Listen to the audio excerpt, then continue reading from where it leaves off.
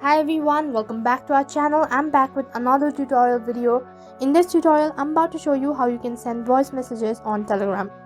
In order to send voice messages on Telegram, it is very simple. All you have to do is make sure to watch the video till the end and follow the instruction correctly. Also, before we get started, make sure that you've updated the Telegram application to the latest version, and also make sure to check your internet connection. So first of all, you'll have to open your Telegram application. As you open your Telegram application, on the other page you have all your contact list. So what you have to do next is that you'll have to select the contact that you actually want to send voice message to. Once you tap on the contact, on the other side the chat page loads. So over here you can see this kind of interface might appear on your device. So what you have to do next is that in order to send voice message, you can see in the bottom right corner there's a microphone icon. So all you have to do is long press on it and the voice message will be sent automatically to the person. So that is how you can send voice message on Telegram. That is all for this video. In case if the video was helpful, make sure to like, share, subscribe, and also hit the bell icon so that you never miss an update. Thank you for watching.